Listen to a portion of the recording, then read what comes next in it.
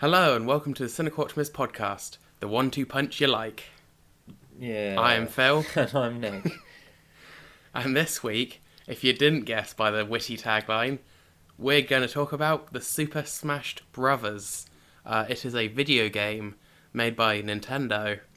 I know. And there's going to be a new one that we're going to get more details about at E3 this year, having been announced like 2 months ago. But we'll talk about that. I'll talk about kind of the announcement trailer and all of that in the discussion. But the gap between now and the discussion will be filled with something else, commonly referred to as the news of the week. Yep. And starting with TV and film, as usual. I've actually got more TV news for once. It's been a bit quiet, right? In the TV land? I mean, it hasn't. Yeah. I mean, I'm sure it hasn't because everyone's into... And there's so many shows. There are so many shows, aren't there? So Yeah, but the fact that the shows just like are running new episodes isn't really news. No, that's true. But Gotham has kind of is hitting headlines again a little bit at the moment, just because it has. This might contain a little bit of spoilers, but I'm quite behind on it as well. I haven't seen any of season 4 yet. But they've done a Joker thing. They've got the Joker. They're doing the Joker. Do you know if Gotham's been renewed yet? No, I'm not sure actually, because I keep seeing This is why because I see spoilers all the time on the Twitter page, because I follow all the cast and crew and stuff, and I think they're still campaigning to get it renewed.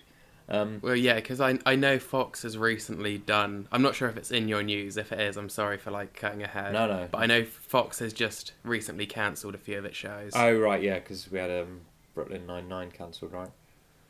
Yeah, which I'm still, really sad about because I really like Brooklyn I've Nine-Nine. only watched a Anyway, few, but it seems really good. But yeah, Gotham's doing the Joker. Can I give a bit of spoilerage? Because I haven't actually watched the episode, but I know how they've done the Joker. Do you mind me? spoiler warning for Gotham, was it season 3? Season 4?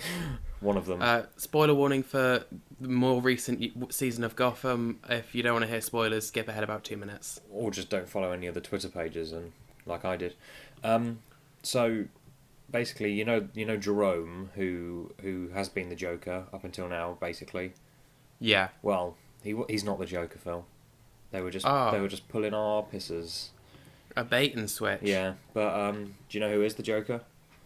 Is it Batman? No. Is it Bruce Wayne? No, it's Jerome's twin brother, played by the same actor. Oh, that's... What a good old bait and switch. I don't watch the show, but that just genuinely sounds quite lame as a plot twist. They got us. That's like the weakest. That's like something out of a parody. Yeah. Plot twist, you didn't guess this, but the same person is the Joker. Ooh. It's the same person, he looks the same, but he's the twin brother. Yeah, I think it saves a bit of budget because they don't have to do the weird, horrific makeup on Jerome anymore. He's just got kind of... The new Joker's just a bit pale, and the Joker, basically. Because they did the kind of, like the... Yeah, I remember seeing the picture of They it. did like the I think Death it's in the Family kind of like, stitched up Joker. Yeah, that was during the winter run, wasn't it, Yeah. of our podcast that you were talking about that. Yes. So what, is this basically a way for them to save a bit of time on makeup? Yeah, I think so. And because I think they were going to try and be vague about like who's going to be the Joker, but everyone responded pretty well to Cameron Monaghan. So they were like, we've kind of set up for a bait and switch here. How about not doing a bait and switch? Yeah, it's a bit lame. But you know what? I like that show because it doesn't take itself too seriously. It's the difference. Yeah. It's the difference between that and say Sherlock, which I'm never going to stop putting down, because like Sherlock would think it was being clever when it did something like that, whereas this show is kind of outrageously dumb, but I love it. No, I do get that. There are some shows that like I don't watch to take them seriously. Pretty much all of the CW DC shows. Pretty much basically, all of the DC shows. Basically all of DC. Except for the films, which do take themselves seriously. Except for Justice League, which was surprisingly light-hearted and fun. In post. Speaking of post, good tie-in. Wait, where's my article gone? Have you lost it? Speaking of doing it in post. Apparently, Ron Howard reshot about 70% of Solo. That's a crazy amount. Yeah, it seems like a lot. I guess it seems a bit strange to me because Disney had a lot of confidence in Rian Johnson and his take on Star Wars, but apparently Lord and Miller were kind of pushing for something a bit more Guardians of the Galaxy. This is according to a source. They were looking to sort of push it in a bit more of a modern Guardians of the Galaxy kind of tone, and then they got Ron Howard because he's a bit older and kind of wants to bring it back more towards the whole Star Wars aesthetic. Yeah, it seems like, I think we've said this about the new Star Wars films before. It's weird how with the stories, the side stories, they seem to be playing it more safe than with the actual Skywalker films, which you'd think would need to be the safe fan service money films. It is strange to me because that's what happened with Rogue. I mean, I love Rogue One. I think it's a great film. But, oh no, Rogue One is amazing. But it was changed a lot in sort of the few months leading up to it. They changed soundtrack to be a bit more traditional. They changed. Yeah. They got an editor to oversee it a bit, who had a bit more experience. Yeah, I mean, hopefully. I don't know. Well, if Solo does well, because Rogue One did well, so if Solo does well, which it could, it's very soon, a couple of weeks' time, right? Yeah, like a fortnight. So if that does well, then I can't imagine they will want to risk it, even for the later films. Yeah, I suppose if you play it safe twice and it pays off twice. Yeah. So, you know, all these spin-off Star Wars films we were really excited about to see different tones and different stories. Yeah, no, they're all going to be the same. Which is a bit of a shame, really. But apparently anything goes in the main series Star Wars films that have existed for years and years. Exactly.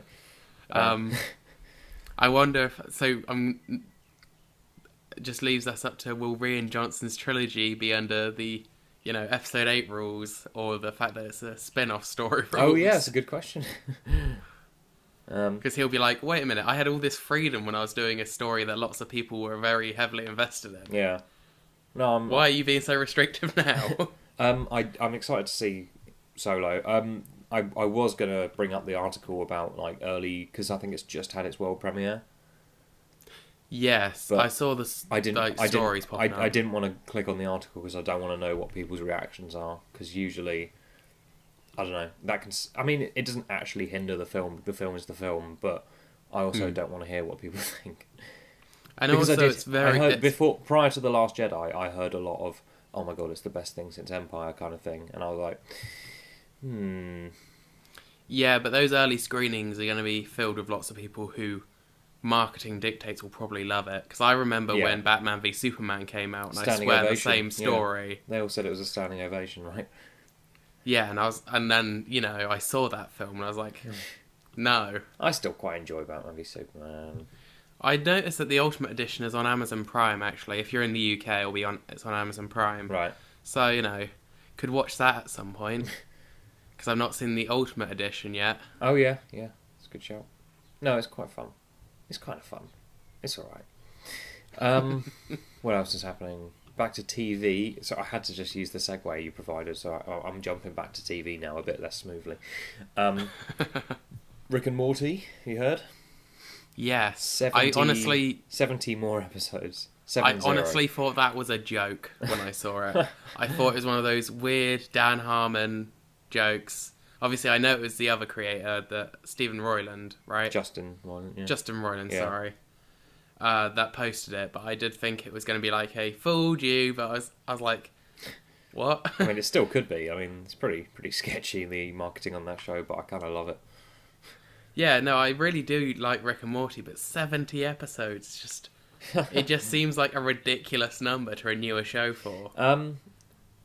I don't know. I guess with animation, especially animation, that kind of takes time and like a lot of story payoffs and stuff. As a creator, you'd want to just get it in the bag because it seems like it had been a struggle for the last couple of seasons. Like, I understand not wanting to do an animated series a season at a time. Yeah. But like, well, I think they're actually quite well. They're obviously very smart, the writers, and like there's some like plot points that they obviously want to set up and follow up and stuff. And I guess it's probably just quite reassuring. Yeah. Because it's literally Roiland and Harmon who like had to kind of push Adult Swim for it, I think. So they've come to a deal. So apparently they pushed quite hard. Yeah. Yeah. I bet they just said, "Oi, if you don't fund up, we'll just go to Netflix. Who will definitely take us." Yeah, no, they're in a very good position. Yeah. Because they're just enormously popular. But no, good. I mean, it's good, I think. Even if it gets shit after like another 2 seasons, then you know what? We're getting more Rick and Morty. That's always good news. I'm imagining the negotiation was something like, Justin and Dan were like, "We'll start high because then that gives us wiggle room to go down." Yeah. And they were like 70, and Adult Swim were like, "Yeah." And they're like, "Okay." We're expecting a bit of back and forth here, a bit of like, 10, 60, 20, 40. Yeah. But okay, we'll do 70. Straight to 70. Yeah. A bit of Armando Iannucci news.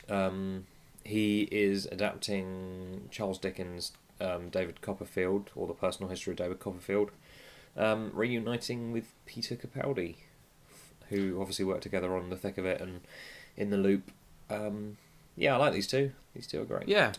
So, good stuff. I like the sound of that. Yeah. Did you see... What was the last one he did? Death of Stalin?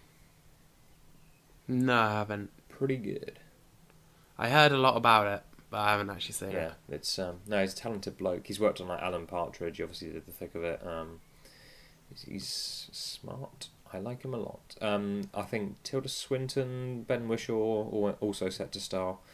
So yeah, it's gonna be cool. Hopefully. Yeah. Yeah. What else we got? I could have segued into Disney from... Oh well. Disney CEO... That one segue has ruined everything. Thrown me right out. Disney CEO Bob Iger wants to do another franchise as big as the Avengers, but not the Avengers. So that's basically all he said. It was like in an interview where he was talking about like, yeah, we've got loads of Marvel movies planned that are going to take us well into the next decade, kind of thing.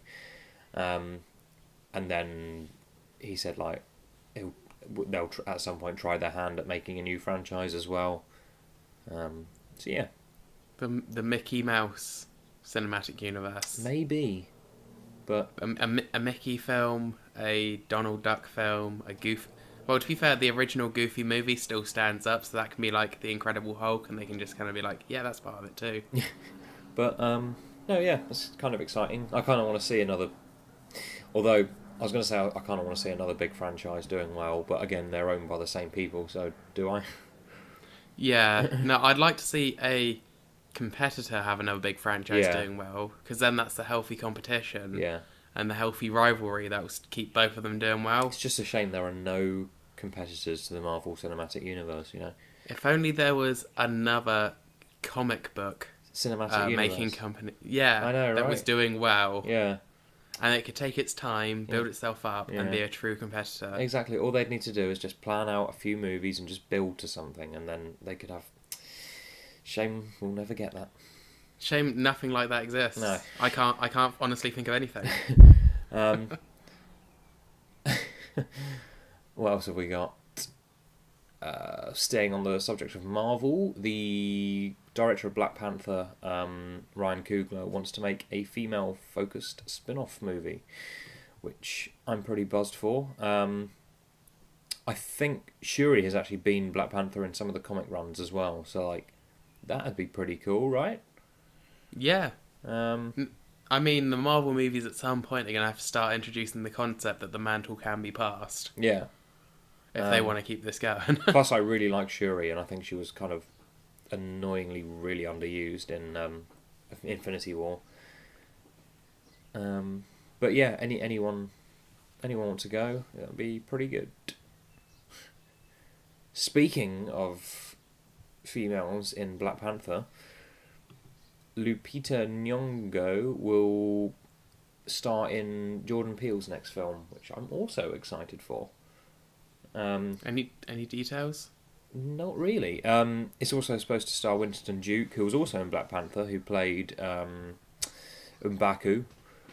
They're both great actors, and I really liked Get Out. So yeah, that should be pretty cool. Pretty good. Yeah, because I was going to say, talking of Get Out, I'm sorry if this is also on your list. Wasn't there some news about the director's next work, Us? Yes, or this is the film I'm talking about. Yeah, Us. Okay. Yeah. Sorry, did you say that and I just wasn't... I don't know. Did I say the name of the film? I don't think you said the name of the film, because I was like, I swear these names ring a bell for some reason. Okay, I'll go from scratch. So, Jordan Peele will be working on a new film called Us, starring Lupita Nyong'o and Winston Duke. Yeah, I saw that in the news. Did actually. you? Yeah. So it's in theatres March 2019, just under a year away. We've got a teaser poster, and that's about it. Details are kind of scarce, but Get Out was really good, so do it. Do it. Yeah. Yeah. Happen. Other films that are happening include... Okay, what do I start with here? So, have you seen the trailer for The Predator? No. Have you not? Is it, a reboot of Predator? I think it's technically a sequel to... Oh, that's not going to be confusing. I think it's technically a sequel to just the original, or maybe the first two. I don't know. I think they're in competition with Alien to try and get like the most sort of out of place, continuity-less cinematic sci-fi franchise. It's literally Alien versus Predator.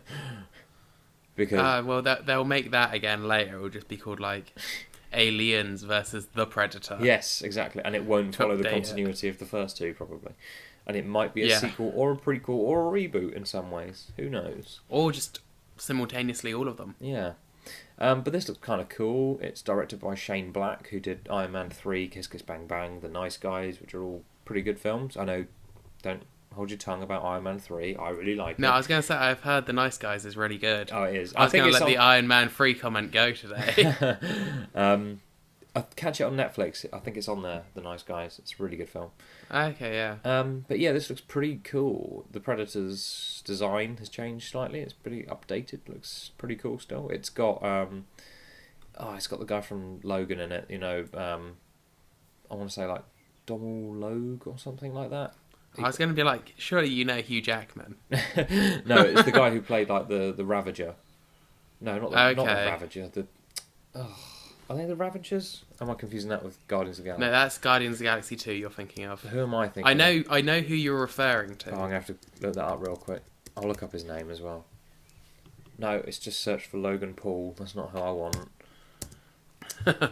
Logan Cast. I hope he's not in it. Oh, his name's Boyd Holbrook. He played Donald Pierce, who was... What was the name of that group in Logan? I don't know. I can't remember. To be honest, I've only ever seen that film once. They're the Reavers, that's it. Okay. Yeah.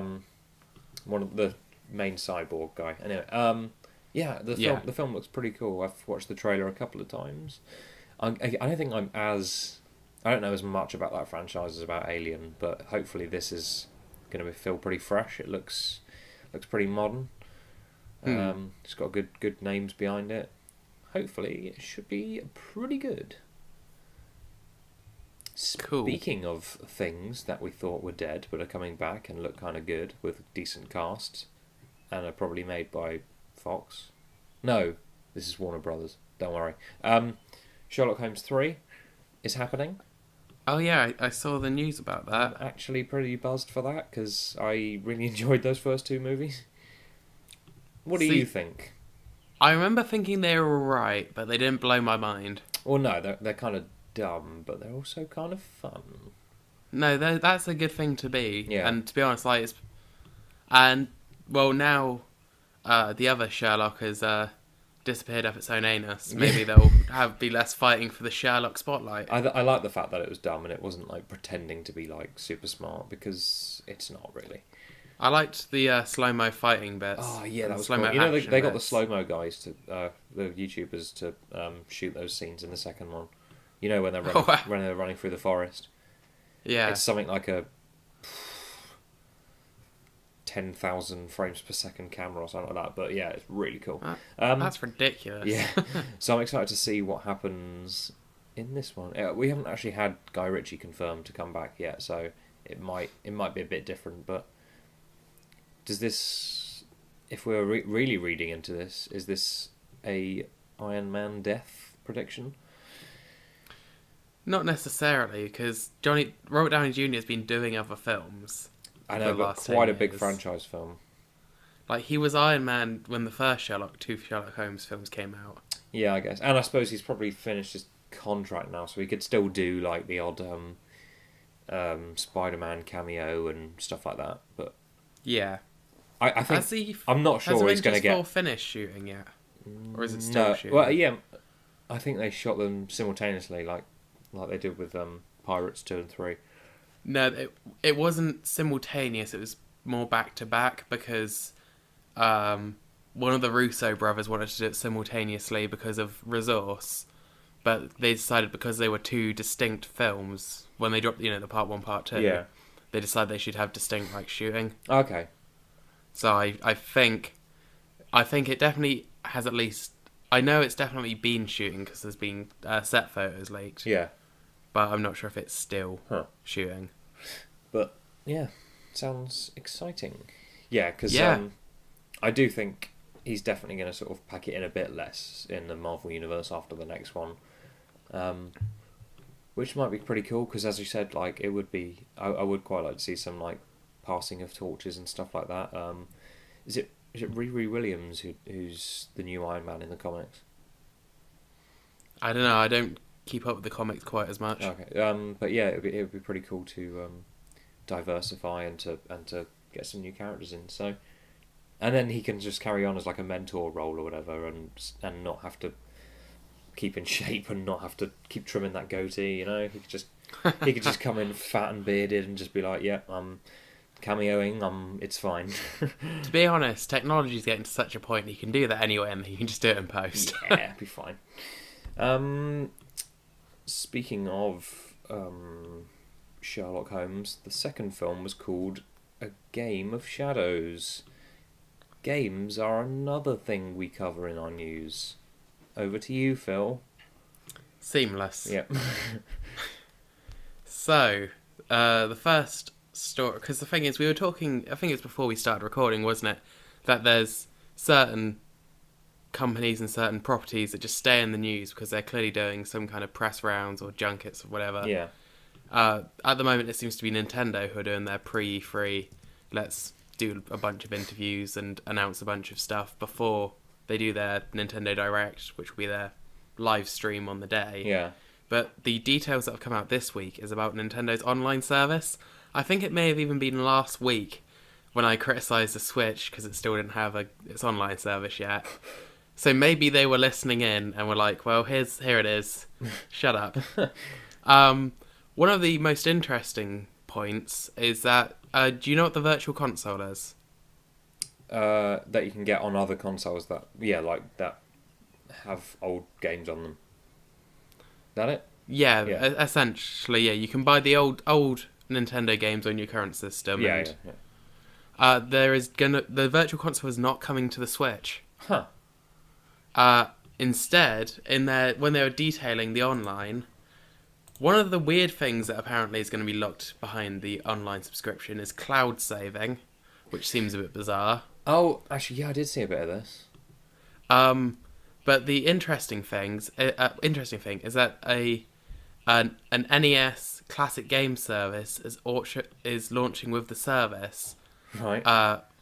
For single player titles, and it's going to be streaming a bunch of old NES games. Well, not streaming, but they're freely available for subscribers. Games including the original Super Mario Bros., Super Mario Bros. 3, Legend of Zelda, Ice Climbers, are going to be available just for subscribers to the service, which makes me think they might be trying their toe at the kind of almost like a Netflix model. Oh. because Nintendo have such a large library of games. And I was literally just saying this last week about modernising. Yeah. No, it was stuff we've been talking about. Yeah. Because then they kind of promised it from the start, right? But it took like how long has it been out? Like a year and a half. By the time the service goes live in September, it will be. That's quite a long time. The pricing for it, it will be 1 month for $4, 3 months for $8, and 12 months for only $20. When you convert that into Great British pounds, that's still not bad. That's not bad, but I think when I saw this article that there's a good money saving tip is to go for the family bundle. Yeah, because it says there's a family plan for multiple profiles on Switch for $35 a year, which is up to 8 accounts. So you can, and on different consoles as well. Yeah. So no, I can see what you mean. Like, make friends with some Switch users and save yourself money, everyone. Yeah, everyone gets together, gets one account. Again, just like Netflix. Just tweet it out. Tweet your address out into the world. Like, Switch users, come and find me. But I think this is really interesting, and also the kind of because the problem with the Virtual Console is, especially when they move from the Wii to the Wii U, if you owned it on Wii, and they're re-releasing the Virtual Console games on the Wii U, whilst you did get a discount, you still had to buy it again. Right. Which was like, this will be what, you'd have bought the same game, basically, and it's a game that's already several years old, and possibly this is in conjunction with the fact that Nintendo are doing these mini consoles now. Obviously, there's been the NES Mini and the SNES Mini. Right, yeah. So, yeah, it's interesting, but apparently some people are sad to see the end of the Virtual Console, which I just don't really get, but then I never really used it. I think I own one game on Virtual Console, which for some reason is Mega Man 2, a game I already own on PC. And to be honest, I could buy a cartridge version of, if you're listening to the news last week, where it would be region locked. Oh yeah. But kind of along the same kind of lines. So you were actually talking about buying it last week. That means you would have, if you did, and it wasn't region locked, you would have 3 copies of the same game. Yes. You nerd. I was going to say, I'm trying to think of what games I have multiple copies of now. Shovel Knight, but that game is the best. Yeah. Because I had it on PC, and then when the Wii U version launched, that was the one that's going to have co-op. Co-op has since come to all versions, and the Wii U has got something else because that had the amiibo functionality. I think there are a few games I own multiple times. I nearly bought. I saw in CEX once. Have I talked about this before? I feel like I have. When they had the theatrical cut of Empire Strikes Back limited edition DVD, and I was like, I don't think you spoke about it on the podcast. Oh, okay. Yeah. Well, basically, I already own my DVD copy from when I was a kid, and I bought a steelbook as well when I saw it on Amazon once. So that would have been my 3rd copy of Empire. Well, if we're on the subject of owning things multiple times, I own all the orange boxes for Dragon Ball Z, which is like the uncut version of the original kind of early 2000s when it aired in the UK anime. And they did a recut of Dragon Ball Z called Dragon Ball Z Kai, which is all the filler taken out and re-recorded and remastered properly. Very nice. And I've been listening to a podcast. I told you about this after we finished recording last week. Yes, I remember. Yesterday. Yeah.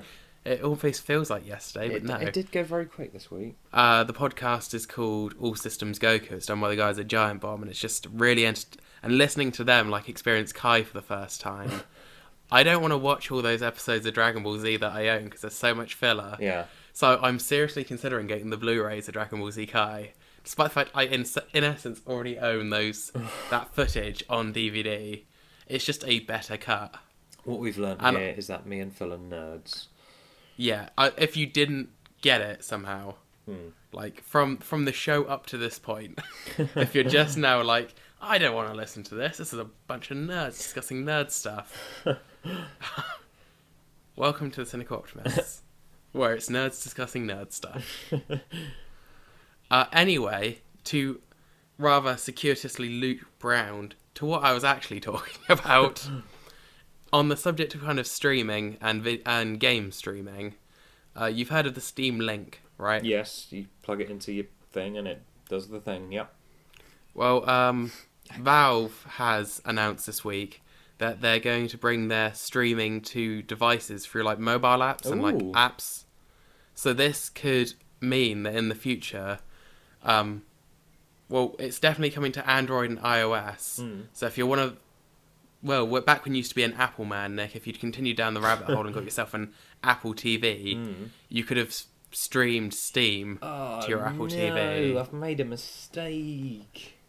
Well, you're an Android man now. I'm an Android man now. I mean, I'm So Skyping it will you be from on a Mac, Android. but other than that,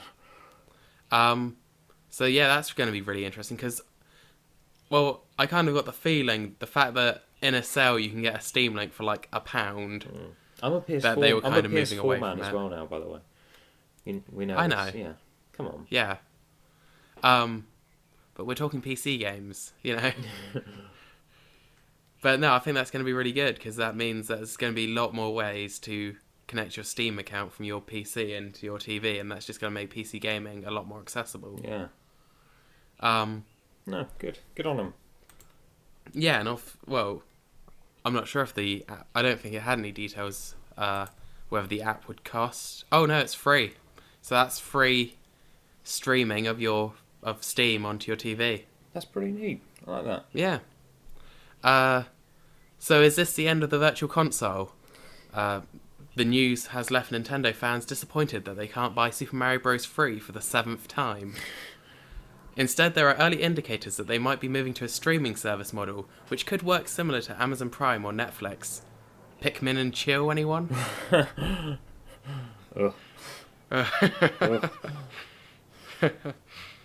It's low-hanging fruit, but I like it.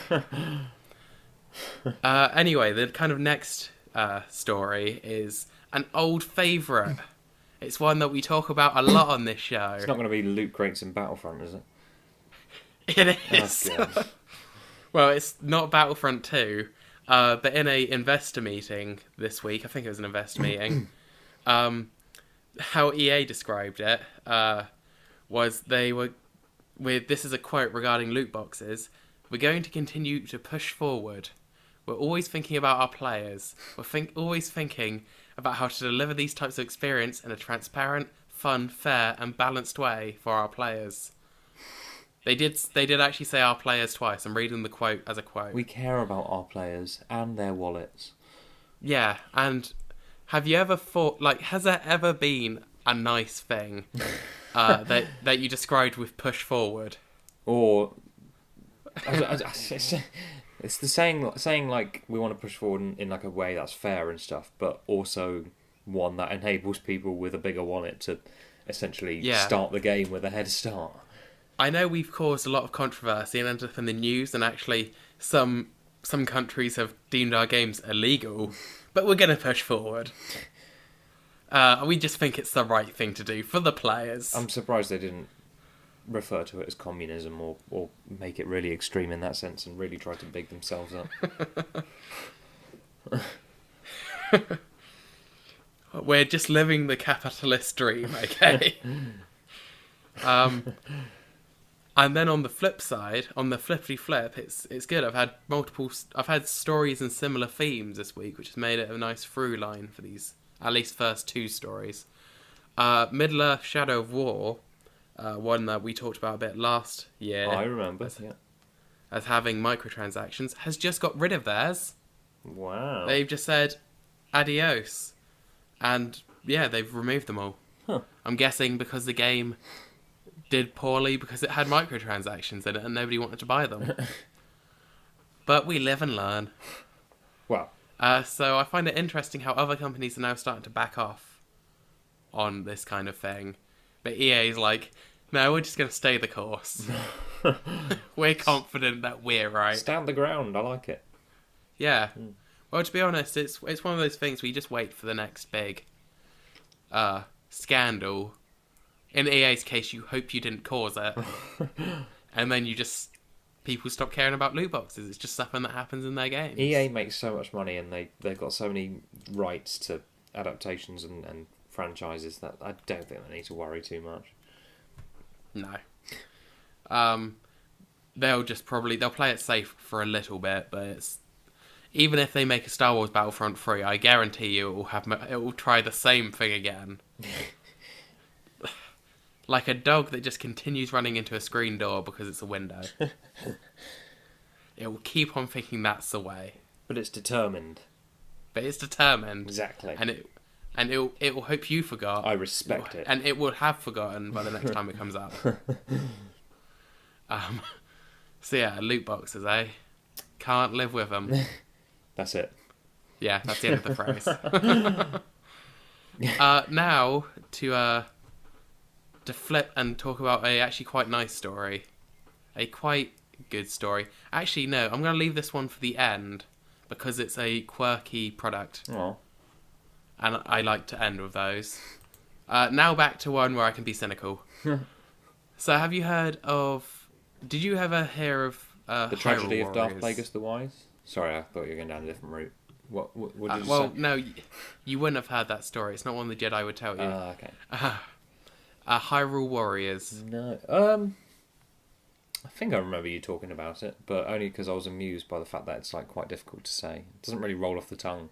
Hyrule. It sounds like you're trying to say something, but with a lisp. Anyway, carry on. It was a game developed by Koei Tecmo, who make the series called Dynasty Warriors. Huh. And they've made Hyrule Warriors, and then they made Hyrule Warriors again, and I think soon they're releasing Hyrule Warriors for a third time. And It's a weird word to say, right? That's not just me.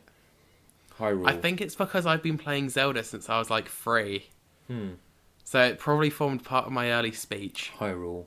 Hyrule. I don't know, it's an odd one. Anyway, then they decided to make something different, and Nintendo let them with their Fire Emblem series. So they've made Fire Emblem Warriors. Oh, yeah.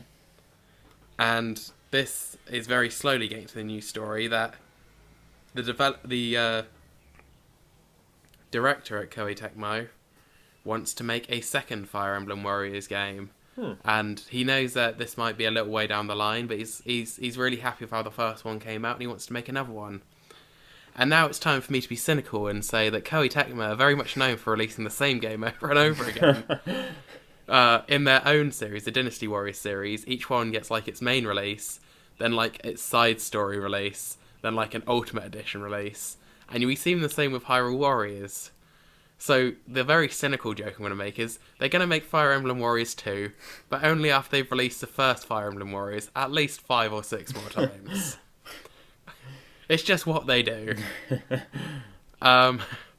Obviously Nintendo don't seem to mind that much. They're still making their money, and to be fair, all credit where credit's due. No, I haven't played Fire Emblem Warriors. Hyrule Warriors was quite fun. The missions were just too long though. When you wanted just a quick one. Yeah. There was no such thing. Each one took at least half an hour. Yeah. And that's just not the way I play. Yeah. Not the way I roll. That is that's my very cynical laughing at the cynical behaviours of developers. Yeah, any queries or comments before I move on? I agree. Cool. Talking of Marvel. Yes, I know them. Yes. Have you seen the stuff with Fortnite? Well, first off, do you know what Fortnite is? I do. Well, I've heard everyone talking about it over the last few weeks, and I've heard everyone talk about Infinity War over the last few weeks. So it would be outrageous to think of anything that would combine the two. Well, this article I've got in front of me literally starts, "Oh snap," which is almost a perfect response to what you said. But Thanos is coming to Fortnite in an Infinity War crossover event. Yeah, I've heard. I've had a flick through the article. Am I right in saying he's got the gauntlet with all the Infinity Stones in it? Yeah. Okay. How does Fortnite work? Because in what situation would Thanos not destroy everyone? Well, the funny thing is, within 24 hours of his release, he had to get nerfed. Right. So he was made weaker Depowered, because yeah. like really, but like no, really depowered, so Yeah. like people could kill him. So, but no, I don't really understand. Because the thing is, I don't play. Because I thought player on- Fortnite was just a shooty online game, right? That's what I thought as well. Apparently, it's a bit more like wacky and cartoony. Okay, Because yeah. the one that kind of got popular first was that PlayerUnknown's Battlegrounds. And then Fortnite is the same kind of thing. It's a battle royale format, so everyone is dropped into one big map, and the map slowly gets smaller. Yeah. So you're constantly forced to like confront people and stuff like that. Sounds pretty fun. To be honest, Fortnite sounds like it's got a lot more of a sense of humour than PUBG ever had. Yeah. And obviously, Is it a bit like they what was that game with Team Fortress kind of thing? in a sense that you're like fighting, but I believe it's very much individuals in this. Okay, yeah. And it is also one massive map that gets smaller, whereas obviously the maps don't really Yeah. change in Team Fortress. Yeah. But possibly it's got that kind of light-hearted attitude that Team Fortress 2 has. Right, I've yeah. not really experienced much of it. Huh. But yeah, it's just apparently the idea was the Russo brothers, Oh, really? because they're fans of Fortnite. Oh, that's fun. I like that. So I quite like that. It didn't come from like a corporate thing. It came from we fan. like your Yeah, thing. exactly. We've got this thing. Let's get together and make a big thing. No, that sounds cool. I like it. So yeah, that's pretty neat. On the topic of, I guess, big powerful men. Me. Let's talk about me. I'm the next news article. And no, it's God of War for PS4. Have you picked it up yet? I have. As you're now a PS4 man. I'm a PS4 gamer. No, I haven't. The next game I'm probably going to get is the Spider-Man one, which I've banged on about already. So. Yeah. But like some of the Zelda games before it, it's recently got a picture mode, so you can take selfies. Oh, as... very nice. Yeah, there's one like that in Assassin's Creed Origins as well. Yeah, and like as much as it's such a stupid thing, I do enjoy the feature whenever it is. Oh, bless you. Bit hay fevery today. I think the first game I played it in was the remake of Wind Waker for the Wii U, because one analog stick was like the camera, and the other one was like expression. They all sort of control roughly the same, don't they? Yeah, in Assassin's Creed, could you do facial expressions? No, you couldn't. Yeah, see, in the Zelda one, you can make him like smile, frown. That's fun. I like Yeah, that, it was just like taking at the most stupid moments of the game, being like, "Haha, I'm here now." Could you do like a good meme face with Link or Zelda? Well, you could in this one because it was like the real cartoony Link. I know, but I'm looking for a real like sort of like straight mouth, like looking into the distance kind of face, because that would be every photo I would take on that game. As chaos is going around it. I think you have to be looking. Oh, okay. I think you have to be looking at the camera, sadly. Oh, okay. Yeah, you can't be looking off wistfully into the distance. I'd like to take pictures of like chaos going on in the background, and then just Link just with a perfectly straight face, like looking into the. Oh, you can. I think you can do that. Yeah. Oh, good. Okay. You can make him keep it like a straight face. Nice. Like it. Yeah. But now, yeah, it's in God of War, which is the actual news story, not just me talking about Zelda.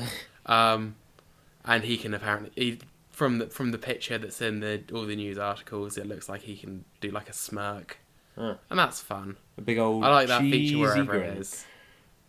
And now talking of PS4, see, I'm on a roll of halfway convincing links, and then other ones that just don't work at all. This is something you possibly didn't hear of, but this is kind of a US thing.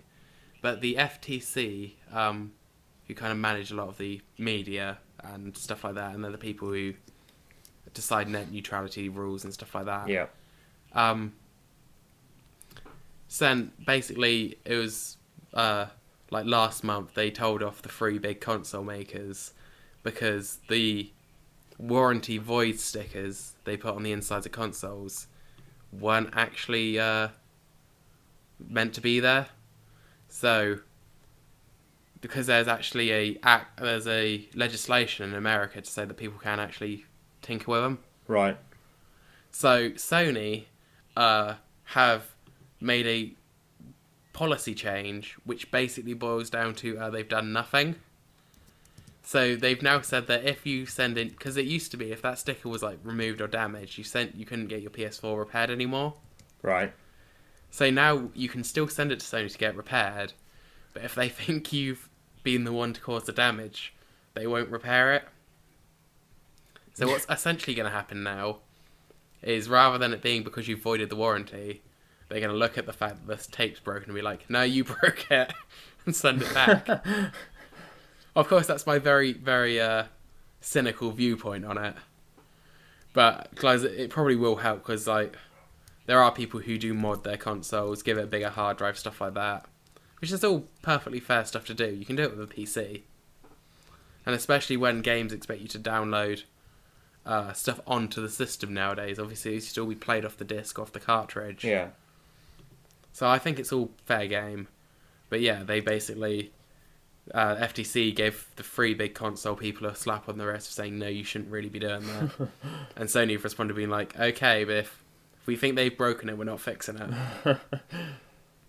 Which is arguably fair, but It's good that those corporations like FTC and stuff are out there though anyway. So yeah, it kind of proves why we need them. yeah. Talking of big corporations, Go on. he's just rolling on it today. Have you seen any of the potential game titles that Walmart might have accidentally leaked? No. I won't share them on this podcast in case anyone is listening and doesn't want to be spoiled. But you can look it up. But basically, they posted... This happens every year in the run-up to E3. I think it's happened for GameSpot recently as well. Okay. Not all for Walmart. But they'll post updated listings of games, and it will include games that haven't been announced yet. Amazing. So, they've since released a statement saying it's just speculation. Yeah. But I'm not sure who updates their product list at a retail store with stuff they hope will be announced. Pre-order now, a game we hope will happen. So, they're clear. I assume that time will just prove them to be amazingly, with amazing foresight. They predicted all of them right. But no, there is a lot of them are sequels, to be fair. So there's only one or two surprises on there. Yeah. But I'll leave it for viewers' discretion.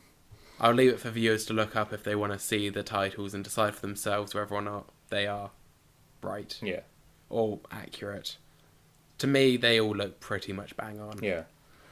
None of them are massive surprises to me, but then they're not games I play. They're all like PS4, Xbox One games, really. Right, yeah. A new COD, probably. Not on there, but that's already been announced. Oh. Yeah.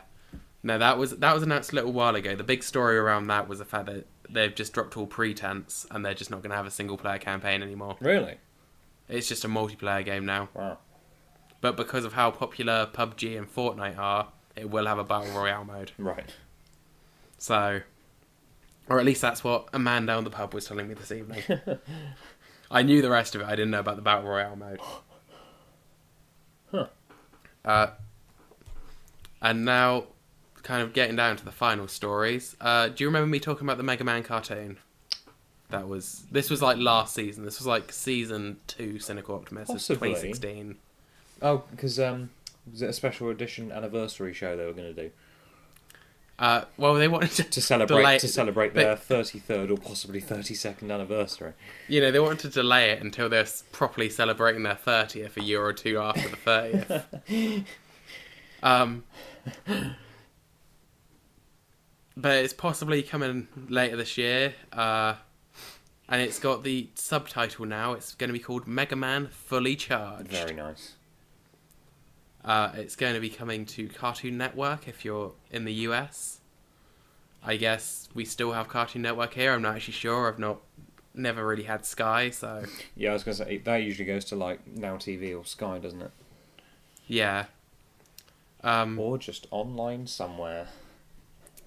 But apparently the main series villain, who's Dr. Wily, will potentially not initially be the villain. Oh. It's going to be a guy called Sergeant Knight. No, it'll be his twin brother.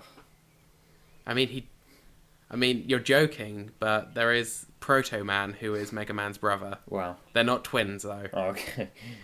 But Proto Man is They'll, cool. they'll spend like 3 seasons building him up, and then they'll be like, "Oh, switch and bait! It's the twin brother."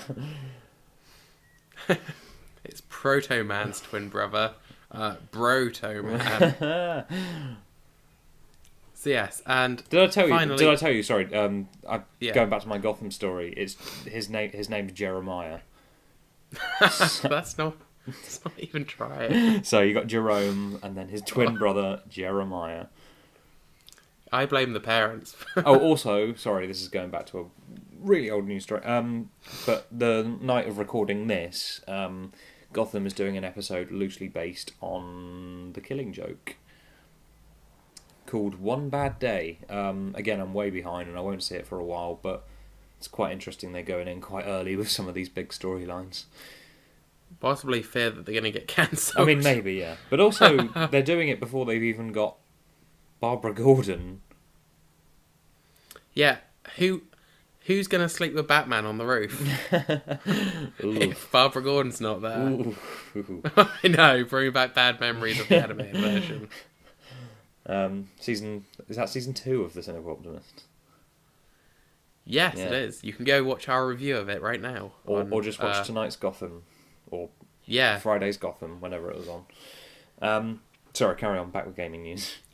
Yes, now it's down to the final 2 stories, which are both about neat products that are coming out, because obviously I like those stories. The first one's pretty kind of standard, but also kind of good. Have you heard of Owlboy? No. It's a really nice looking, really nice game that came to PC last year. Like, you're basically a boy who can fly. He's Owlboy. It's a very nice sounding, very nice looking game. Right. That's getting a very pretty special edition physical release on the Switch and PS4. And it looks like a book. Oh, basically. nice. Yeah. It looks really nice. I like a good an old special tome. Still not knowing the price for it, but it's coming July 13th, and it does look really nice. I can send you the picture. Well, I'll send it to Nick, and he can edit it into the podcast. We haven't done that in a while. Why would you do that to me? I mean, to be fair, on the first episode, I put in a pretty major Avengers spoiler for you to edit out. Yeah. I deserve that. So the picture is now in the Skype chat. For everyone at home. No, just for us two. Well, the people at home will be seeing it on screen. Right, future Nick. Oh, fine. Oh, that does look good. Oh, the blue. Oh, it reminds me of those... what does it remind me of? It reminds me of the 2 Beatles albums, Red and Blue. Very nice. Yeah, but it looks so nice, doesn't it? Yeah, I like that. Oh, the blue and gold. Blue and gold, or blue and brown are like my favourite colour combinations. Is the gayest thing I've ever said. No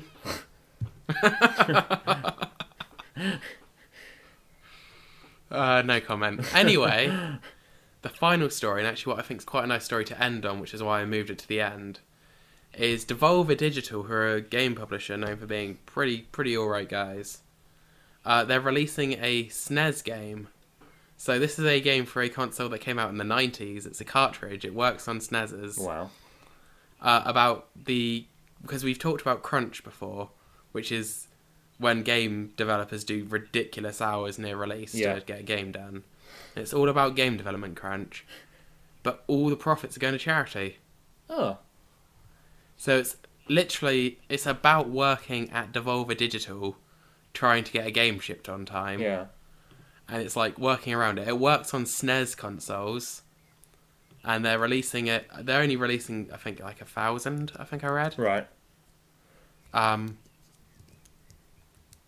yeah, literally all the profits are going to a charity called Take This, about mental illness prevention. Oh, that's and nice. mental health issue awareness in gaming. Yeah. Oh, I like that.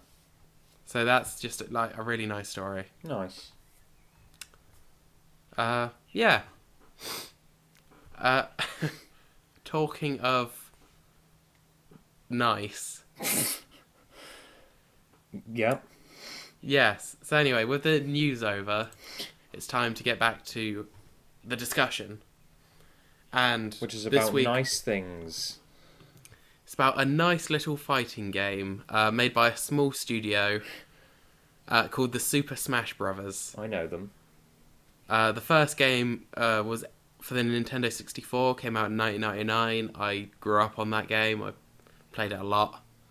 With its 12 first characters. Do you care to take a guess at any of the 12, Nick? Mario. Yep. Luigi. Yep. Wario? Nope. Bowser. Nope. Peach. Steer away from the Mario. Link. Well, actually, no, there are more Mario. Yeah, Link? Zelda. Nope. Pikachu. Yep. Charizard. Nope. There is another Pokemon. Mewtwo. Not that popular a Pokemon. Bulbasaur. You almost had it. The Blastoise. No. Fuck, I've forgotten some of the Pokemon evolutions. Is it a bulb? Is it one of the bulbs? I thought you said it and then changed to Bulbasaur. What did I say? Whoa. No, you said like Geodude. No, I don't know how that would control. Go on.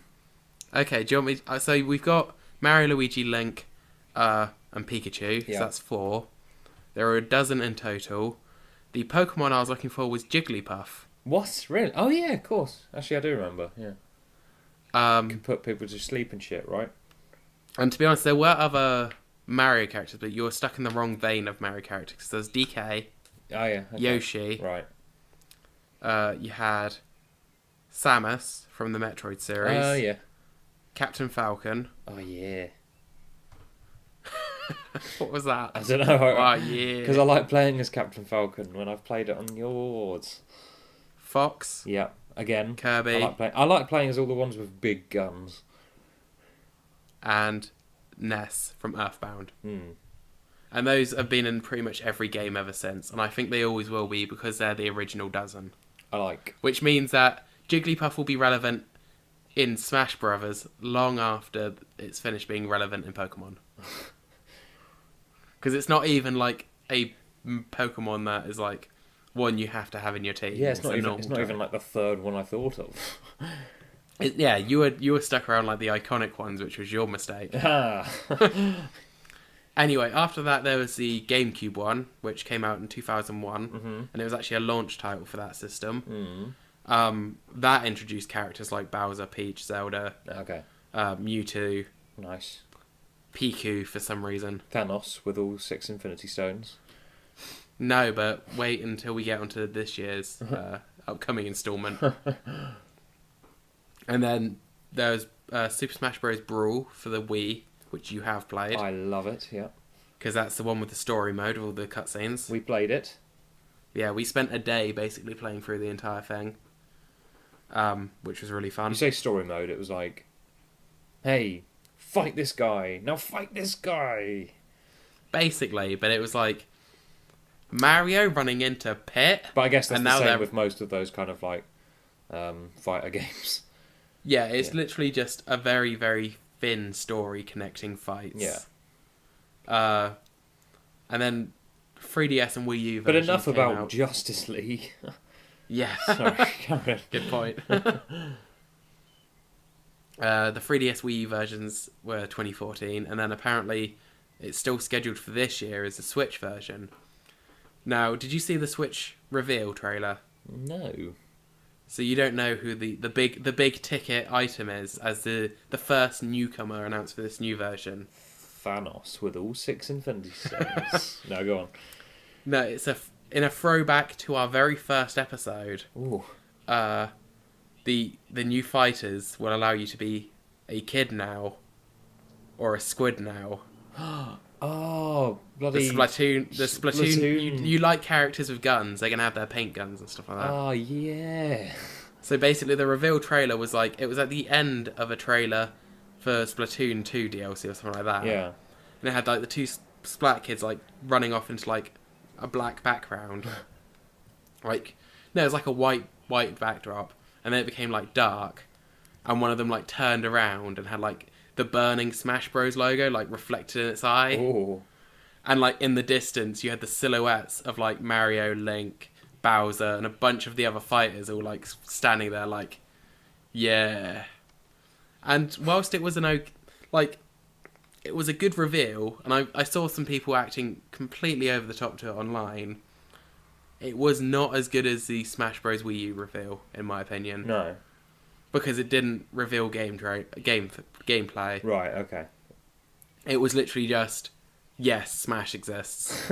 And this incredibly obvious character that's incredibly popular is going to be in it. Sorry. Bless you. Yeah. Had a bit of a funny voice this week. And not the good kind. But yeah, the Smash Bros. Wii U reveal, I still actually remember it, because that was when they revealed that Villager from the bloody Animal Crossing series was going to be in it. And that was just like, what? But then it played gameplay, and it was at the end of that, it came up with like a flashing challenger approaching, and had bloody Mega Man. And I was like, oh yeah, my god, Mega Man is back. Yes. So, compared to that, this was just like, okay, some obvious characters are coming to Smash. It's a very nicely directed reveal trailer, but yeah. I'm hoping to see more at E3. I will check out that trailer. I like a trailer, because it usually means I don't have to get the game. God, that reminds me of that old Simpsons quote where he goes, I've been reading a lot of scripts recently. It's a lot cheaper than actually going to the movies. I mean, it's true. So, for this new one, we know that the same director who's been through the entire series is back, a guy called Sakurai, and he's a very good director. He works himself to death, though. He's got, like, I think it's something akin to arthritis in his hands. Right. Yet he will still test the game by having a controller on each hand and playing a fight with himself. That's pretty good. But he's reportedly taking it a bit easier this time, because he does overwork himself a lot. Yeah.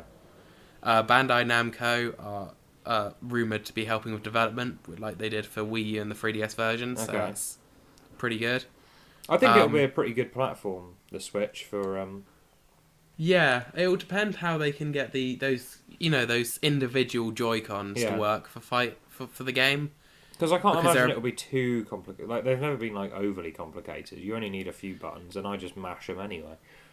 Yeah, I think they'll probably still need some way to connect GameCube controllers too, because the hardcore Smash fans love their GameCube controllers. Oh, got to move on though, Nintendo. Well, I think somebody's already got disappointment there. Somebody's already got like the adapter working on the Switch, so they're not going to move on because obviously Smash has a very serious competitive scene. Yeah. So they're going to want to use what they've always used. And actually, competitive Smash is like quite interesting to watch because it's like I like it more when people use really bizarre characters. Like Jigglypuff had quite a few people playing. I want to say her, him, them. They can be both. Yeah, you can get male Jigglypuff. In the GameCube version, gender's a construct, Phil. Enough of your archaic bullshit, Phil. I think that's a rabbit hole we don't want to go into today, Nick. Anyway, who are your mains? Who are my mains? Who do you like to play? Snake, because he's got guns. Right. Star Fox, because he's got guns. All the characters with guns. Is there some psychologist would have a field day, I think. It's I like it because you can button mash the best when you've got guns because you can just shoot in all kinds of directions and you stand That's a true. bit more of a it's chance. One of, I also it's like one of the Bowser most because he's a pretty heavy hitter when I play as Bowser. Yeah. To be honest, guns are quite good for like playing keep away. Yeah. You basically at a distance and they have to come to you, so you're just stood there just firing at them. Exactly, and I'm that kind of guy. See, each Smash game I've ended up playing someone different. I'm a pretty consistently a Mario player. In every version of Smash, I've been a pretty good Mario. Oh, that your Mario character giving me nightmares after that New Year's. smacking me down round after round. Yeah, to be fair, in the most recent Smash, his meteor, which is what smacks you straight down, is just so fun. It makes me an incredibly predictable Mario player, though, because I've got, like... I know quite a few tactics, but there's a few I'll always gravitate to because they're more satisfying. Yeah. Although in Brawl, I played a lot of Mr. Game & Watch. Oh, which is yeah, I remember that. He's such a weird character, but I just love it. And when you get, like a good move there, it's pretty bloody good. Yeah, and it's like one of his attacks is like hitting someone with a chair, and it's like great. 'Cause it's all based on the old Mr. Game & Watch LED games, which is like what Nintendo made before the NES. So that's where they all come from. But it's just so weird. Like his up smash attack is like a old scuba diver's helmet, Right. and, like headbutting someone. And actually later on, because I don't play Smash as much since I've moved out from living in a student house where we just played it tons. But I got quite a lot of use out of King Dedede, the big fat penguin. Oh, yeah. Again, that was another kind of Bowser-y character. You could just kind of flop around. Well, the thing is, like, talking about your thing about guns and keep away, Dedede could just throw spiky balls at people. I like it, yeah. So you could just be like, no, stay away. And then he had just a big sod-off mallet. And he was another one, because his meteor to, like, knock people down was always a suicide. Because it was his recovery, he, like, shoots up in the air and then goes straight down in the same direction. And if you catch someone under your ass, they go straight down. But obviously, for them to die, you need to be off the edge. Yeah. So it's one of the most satisfying things to pull off, even though it's so rare, is to, like, jump in the air and, like, sit on someone and ride them off the stage. Because if you're both on one life, they'll still go off the bottom first. Right, yeah. But if you miss, you obviously lose. Yeah. And I was very much, all or nothing, the glory. But no, there's a lot of fighters that I really enjoy. Yeah. Mega Man, I like playing him, but he's not the best. To be honest, I can play a decent Wario as well. I'm just trying to think. You can play a decent everyone, Phil. You're just too good at that game. To be fair, I grew up with the original Smash Bros. And I'm the kind of person that likes trying every character. So as a result, I do become a bit of I can play them all at least to a decent level. Yeah. Whereas other people will just specialise in one or two, which I do appreciate. Never challenge Phil at Smash Bros. That's the moral of be the story. honest, yeah. I was about to try and make up some, like... to be honest, nowadays I'm not that good. I could probably still pick it up, like, after months of not playing and still play pretty well. It's muscle memory in my hands from when I was a wee boy. So, Nick, you are sat down with Sakurai, the director, and he says, Nick, who's new? Who do I bring in to Smash Bros? What'd you say? I can't make the Thanos joke again, can I? You can try. It might not. It might not work. Does this have to be Nintendo? Well, they're getting a bit looser on third parties, but I mean, okay, do one that is like, if there's like no questions asked, and another one where you've actually, because they have a decent number of games on Switch or bloody blah blah. I would bring in. I know Pokemon the best, so I'm going to go with something Pokemon. But which do I choose? I really liked playing as Charizard in... Is that Brawl? It's Brawl and number 4. Okay. And I liked playing as Mewtwo too, and they're kind of two of some of my favourite Pokemon. So I'm not sure who I'd bring in. What's his name? Who's the guy? Who's the director's name? Oh, Sakurai. Mr. Sakurai. I'm so sorry, I haven't got any ideas. Just bring in some more Pokemon, I guess. I don't know. You flew all the way to England. I know. Although, speaking of Pokemon... Put in the Xenomorph. Put in the Xenomorph from the Alien franchise. Fuck it. See it do that little waddle animation from Colonial Marines. Oh, I was going to say, check what out about that series if you're you want to laugh. Yeah, that's a good one. But when you played Pokemon Moon, what about your fire starter that evolved into like a wrestler-like dude? Oh yeah, shit, I forgot his name. Oh no, I tell you who I'd chuck in. Who's that really cute lookalike of Pikachu who's got like the bag over his head? Oh shit, yeah. Him. No, I know who you mean. Him, because he's so cute. I mean, I'd hope he'd have like really disturbing attacks. Yeah. Yeah, but he just looked so cute. And his final would be like takes off the mask, but then the whole screen goes black and you can't see what it is, and then it puts the mask back on and everyone's dead. What would be the Xenomorph's final smash, Nick? Just poking his weird tongue thing through well-loved characters' heads, maybe. I mean, horrendously, to be fair... or one of the main characters getting a face hugger on, and then another Xenomorph bursts through their chest. You know, keep it light. I was gonna say, Snake's grab back in Brawl was like breaking somebody's neck and like putting them on the floor. So yeah, I could see it working.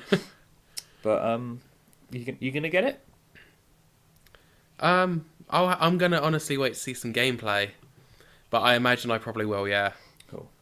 Like to be honest, I think before gameplay comes out, it's very difficult to say like. You gotta get a Switch first as well. Yeah, I mean that would be the next step, but I'll see what other games there are, because even like a Smash Bros. And Odyssey, that's only 2 games I'd be getting it for. I need to have a few more that I'd want to buy. Yeah. So I was going to say that main series Pokemon game on Switch gets announced. I'm there. Well, or just a few more others. Yeah, I would. Yeah, that'd be pretty cool. Again, I want to see open world Pokemon game on Switch. That'd be pretty cool. But yeah, smashing. Another smashing episode. Well, I was going to say, I did have one more thing to bring us back almost in line with last week. One last thing for you, Nick. With all the Nintendo characters that you know, I'm actually gonna put on. Oh, do I have a timer to hand? I don't actually think I do. I can just use Google. You've got 3 minutes. This is a reminder of last week's episode. Yeah, we're basically just going to relive that forever. You're going to pitch the story mode for the new Smash if they bring the story mode back. Oh, okay. So it's going to be a big old Nintendo crossover with fights. You got 3 minutes. Paint me a word picture. Okay. We've brought up DC, right? Brainiac comes in and mind controls Mario to kill all the other Nintendo characters. But Luigi is all like, no, we can't do this, Mario. We've got to defend what's right. And what happens? So do they fight? Yeah, Mario and Luigi are like caught in this big fight right up until the very end. But then there's obviously factions and stuff who take up Mario's side and take up Luigi's side. So is it like Civil War? I would describe it more as like Injustice. In fact, I would describe it exactly like Injustice 2. Okay. And we do a dark, gritty reboot, but we've also got Xenomorphs who don't take sides, you know. So maybe there's like a midpoint in the middle of kind of the adventure where the two teams have to kind of collide a bit just to stop the Xenomorphs. Then there may be some deaths along the way. This is pretty dark. Yeah, but in the end, in the final fight, it can either go 2 ways. Obviously, like I think like Injustice, where if you win as Mario, it goes a certain way, and Mario takes over the world, or Luigi has to like snap Mario's neck, and yeah, basically that wraps up story mode. Well, you're a minute under, but that's all right. I mean, I will remind you that story mode, the first time round, had Peach breaking up a fight by offering 2 people a cup of tea. Nice. And Peach dies in the prequel comic, so. Okay. Yeah. Was that just like word for word, like the plot of Injustice 2? I don't know. I haven't played it. I've just watched the people playing it on YouTube. So if you want a basically the description same. of a man who's barely played Injustice 2, applying that plot to a game of series of which he's barely ever played even less of, then boy, you're in for a treat. Beautiful. It gets me right here every time. I'm indicating to my heart, by the way, in case you're wondering, because obviously I it's thought you were audio. pointing at your penis. We're talking over Skype. Oh, your stories get me, Nick. Anyway, with that lovely thought, shall we begin wrapping up? Let's start wrapping up. You can follow us on Twitter at Cynical Podcast. You can follow Phill on Twitter at haddowinc. Yep. You can follow me on Twitter at Mick Mortimer. We've got a Let's Play series featuring xenomorphs themselves called Alien Colonial Marines, Synop Plays. What else do we normally say? Do you have anything to plug? Not this time. Fair. I was going to say, if you're on this channel, subscribe to this channel because this is my channel. If you're listening to it after the fact and we've gone into the world of audio, go to the haddowinc channel, creatively named, because that's where my videos are. Give us a thumbs And up. anything, Give us many thumbs up. yeah, give us all the thumbs up, all the favourites, all the subscribes, all the comments. Share, like, subscribe again. And then shared, well, dressed up as share. Exactly. Yeah. Dude, Anyway, I've next been week- Nick. Oh, we'd. I was going to say, next week, the topic will be Deadpool 2. Yes, it will. So we'll be back on the films for at least 2 episodes. Deadpool then because of Solo. Solo. Yeah, of course. But until then, who have you been? I've been Nick playing as Thanos, featuring all 6 Infinity Stones. I did it once more.